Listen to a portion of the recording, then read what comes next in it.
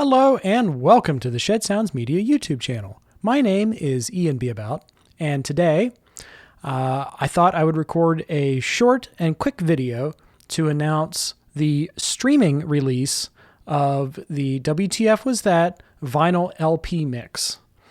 Also, I thought I would take this opportunity to explain the differences between the two and why there are two mixes. So we'll call this the original mix. The original mix was completed in the summer of 2023, so nearly a year ago now this was finished, and it was released in fall of the same year. When this mix was done, I was still using a MacBook Pro from 2017 that I bought right after I got out of college. And it had gotten so old that it no longer updated, and it made mixing hell. I had to basically review mixes on an iPod. I couldn't play the mixes all the way through without the software crashing. And it got to a point where I could have upgraded, but I would had to have buy all new software too. And I thought, well, I would rather wait until the latest MacBook with the M3 chip is released, just upgrade everything and get a fresh start. So that's what I did. And one of the first things I did was I finished the Wast That album. That was the first album that was done on the new MacBook. And also, all of this YouTube content that you've seen within the past 6 months is directly a result of the new machine, because I did not have this capability a year ago or more. So one thing that I noticed that was an issue with this mix is on the song The LSD No-No, there's a part where it's just a solo glockenspiel playing. Derek Pavlik is playing the solo glockenspiel, and the notes don't die off with a normal kind of fade. They just disappear. They utterly disappear, and it goes to static. And that always bothered me about this mix, and I never knew what exactly the problem was.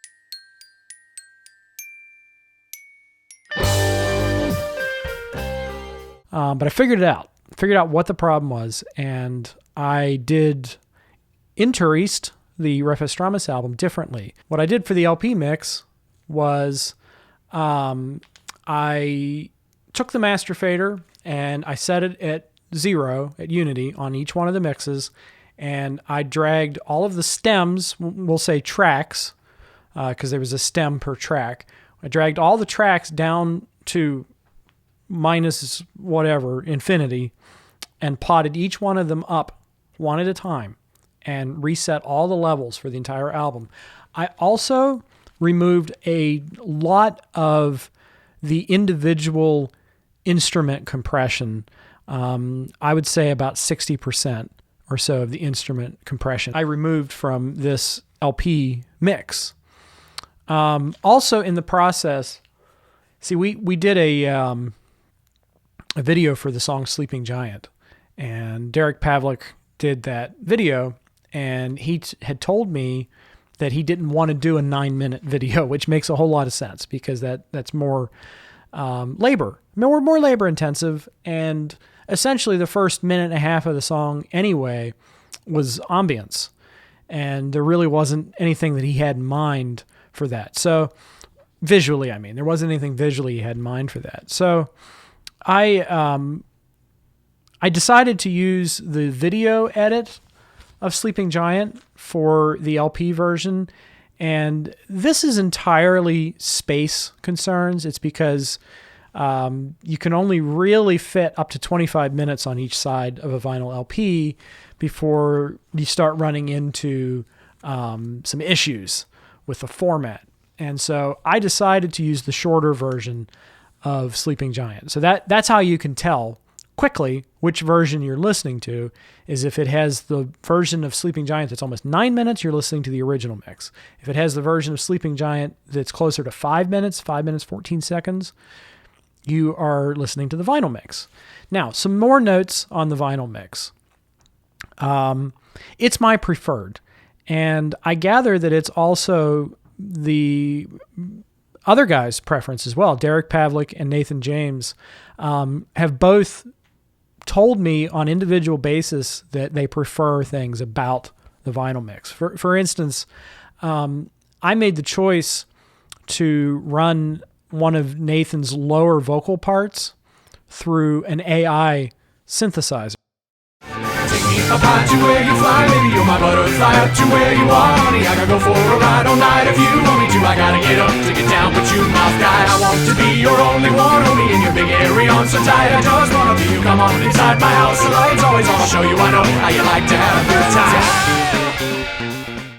Take me up high to where you fly, baby, you're my butterfly, up to where you are, honey, I gotta go for a ride all night if you want me to, I gotta get up to get down, but you mouth guy, I want to be your only one, hold me in your big airy arms so tight, I just wanna be you, come on inside my house, the lights always on, I'll show you I know how you like to have a good time.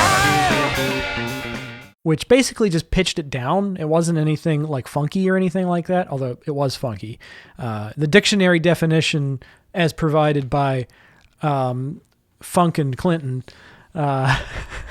the definition of funky, it definitely was it was funky. But what I mean is, it wasn't robotic. It wasn't me trying to take something and generate it. It was actually me taking a vocal and treating it and bringing it down to sound like a lower voice. And I was definitely thinking about the George Clinton albums and, Zappa's Overnight Sensation, which uses a lot of pitch down vocals for kind of a funky effect.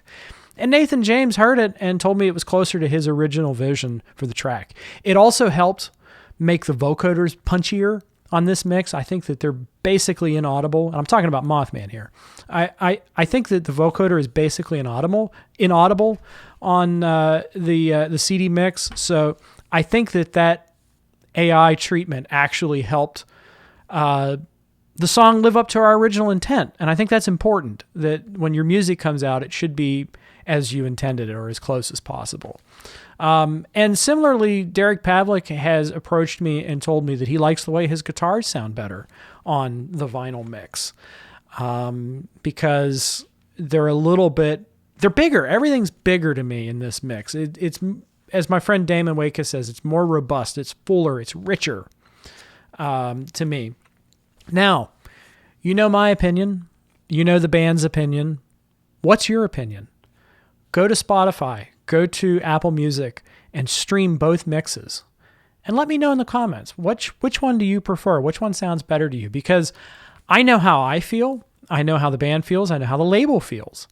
Melodic Revolution Records. But I don't know how you guys feel. I haven't heard that much feedback from you folks. And I've really not heard that much feedback from people who bought the CD mix, which one they prefer. So I would like to know. So please do let me know in the comments. And also, you can get the vinyl mix. If you're not a vinyl person, you can buy it digitally from our Bandcamp page. So I'll leave a link to the description. So yeah, you have two options. You can stream it on Bandcamp to hear it. You can purchase it, or you can also listen to it on streaming on Apple Music, Spotify, YouTube, etc. Before you buy. So it's definitely a try before you buy situation. And I'm really glad, because this was Nick Katona of Melodic Revolution Records. He was the one who approached me and said, I want to put the vinyl mix on streaming. And I'm super glad he did. I think it's a great idea. However, I didn't want to be accused of trying to erase our past. I think that's important, because even though I prefer it, there might be some of you out there who prefer the original mix for whatever reason, and I don't want to take that away from you. I want to give you the option. Now, I personally think that the differences are so subtle that it's a no-brainer. Like there isn't anything to me in the new mix that takes away from the old mix, and it's not like I added anything new. I didn't replace the bass and drums with Arthur Barrow and Chad Wackerman. Zappa fans will know what I'm talking about. I didn't do any of that. I kept all the recordings the same. I just changed the levels. I stripped back some compression, but the EQ is basically the same. And there were some cases where I had to redo vocal effects. And some people have come forth and noticed these things. Like they said, yeah, Nathan's voice sounds drier on Toy Soldiers on the vinyl mix, and I like that. Long summer days of my youth spent outside in the dirt, building castles out of boxes, made up my to exert. And I never thought a thing about it. Long summer days of my youth spent outside in the dirt, building castles out of boxes, made up my to exert. And I never thought a thing about it. So, there are some things that people have noticed, and, that my preference, I think, would have been to keep the effects the same. But there was an instance where when I upgraded, one of the plugins wasn't recognized as an upgrade on the same plugin I used before. So I had to redo anything involving that one specific plugin. So I kind of had to rethink the reverb application for a lot of things, and some fans have approached me and said that it's drier, and I like that. I tend to like drier recordings because I mostly listen to a lot of 70s music, so it probably suits the album more than like a super reverby vocal. Okay, now with that off my plate, you can go listen. You can let me know what you think. I would love to hear your response. Go stream one track from each. That's all you got to do. Go stream one track from each. Come back and let me know in the comments. Now, I thought since I have a little bit of time left here and still constitute a short video, I thought I have a little bit of time here, so I'm going to get on my soapbox. I have been struggling for the past month to release a new song in Dolby Atmos. Now, for those of you who don't know, Dolby Atmos is the new revolution in multi-channel listening experiences. So, the original was probably stereo. When we started, the industry was just one speaker, mono. And suddenly, late 60s, it became all about stereo. And that was like the first kind of immersive format where you could set a speaker on either side of the room and hear a spread. Things traveling from one side to the other, etc. And then really only just a few years later, 1973, 1974, quadraphonic sound became really popular. And I still think there are instances where quadraphonic sounds fantastic, especially with a lot of these multi-channel releases coming out with quad included as an extra. I enjoy listening to quad mixes, and there's something kind of vintage about it. But okay, so then in the 90s, 5.1 surround sound was the thing, and people started having that in their homes, and it became more popular. You had TV broadcasts in 5.1. Okay, so now, some 20, 30 years later, we have Dolby Atmos. And, I've always had a passion for multi-channel mixes, and it's been a desire of mine for well over a decade to create my own. In fact, when making this album, I was definitely thinking about let's apply as many layers as we possibly can, because one day I would like to create a surround sound or Atmos mix of this, if it's ever possible. So with the new subscriptions to Pro Tools, Avid struck some sort of deal with Dolby Atmos because it's very proprietary. Like, you have to have a license in order to release music in this format. So Avid Pro Tools made some kind of deal with Dolby Atmos where if you own Pro Tools, you also own a license to mix in Dolby Atmos. So I am a licensed Dolby Atmos producer. Okay. So I have prepared a Dolby Atmos mix of a track called Andrei Tarkovsky, which I released on this channel a month ago. And I think I announced at the time that it was coming to streaming at any point. The process in getting this and the B-side, which is the Ambient Stalker, also released on this channel, the process of getting these songs released on Dolby Atmos on streaming services has been excruciating. It's been frustrating. It's total bureaucracy. It's bureaucratic nonsense.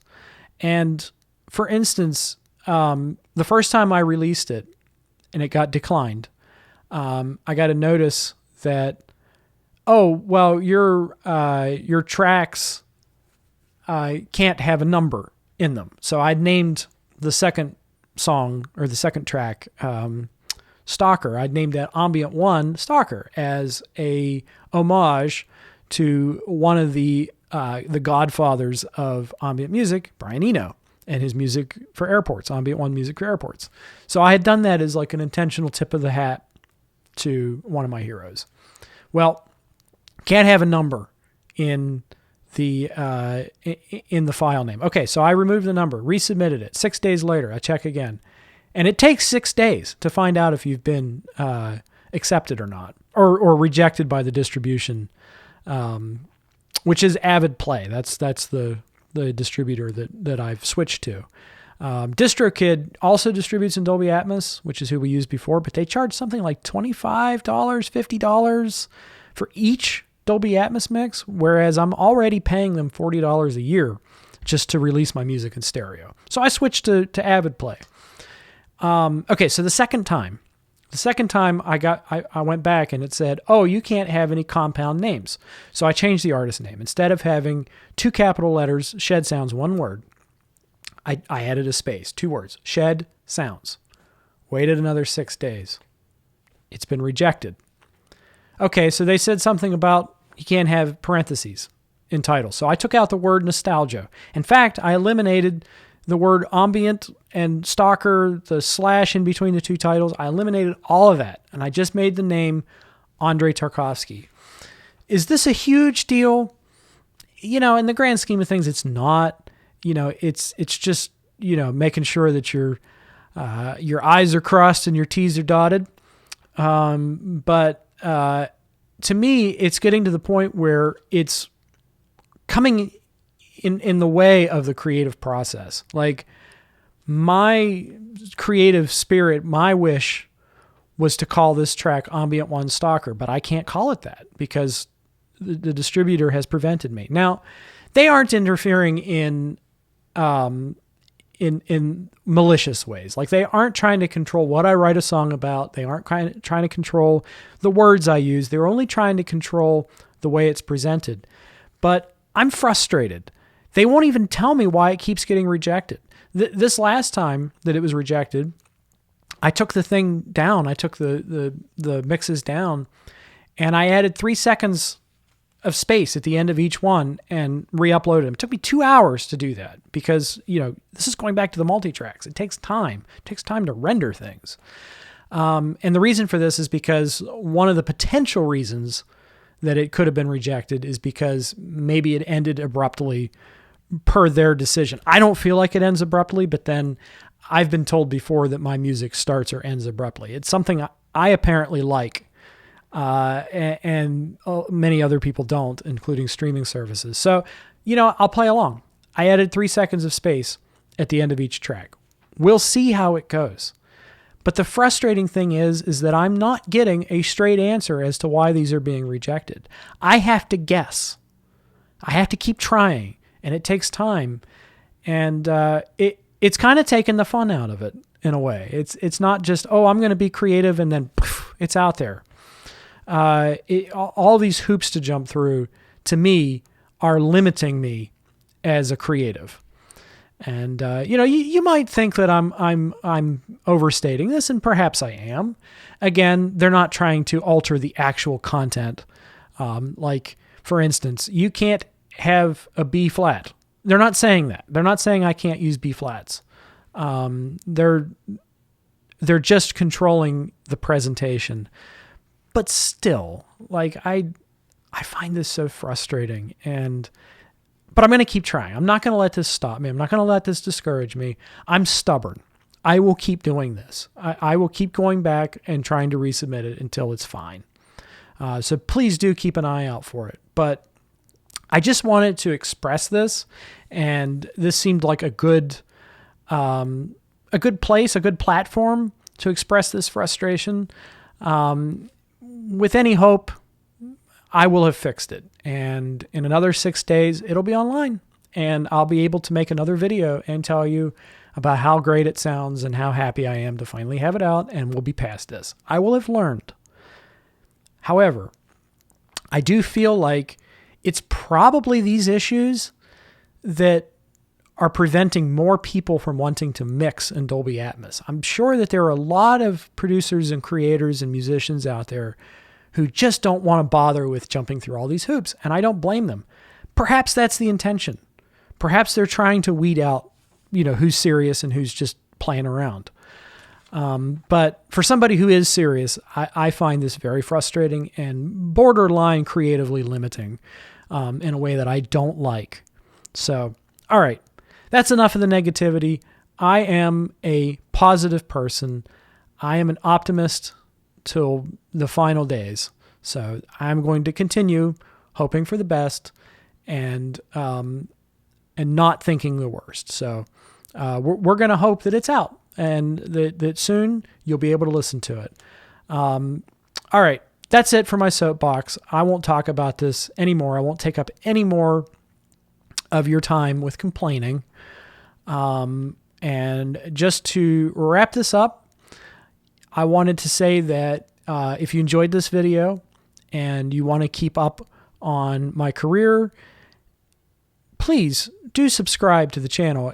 I would really appreciate it, and it would make me feel like making more things for YouTube and releasing more music. I think that would be really great. I would really appreciate it if you would subscribe. And again, if you do have the chance and you're watching this video and you have access to a streaming service, go listen to this. Go listen to the new vinyl LP mix. Tell me what you think of it. Also, listen to the original mix. Compare them. Just one song. Okay, the first song, WTF Was That, is 1 minute and 50 seconds. So go listen to that. It's the shortest song. And let me know what you think. I would love to know your response. Was this all worth it? I would love to know. All right. That's been all from me for today. It's been a real pleasure talking to you, and I hope to see you soon.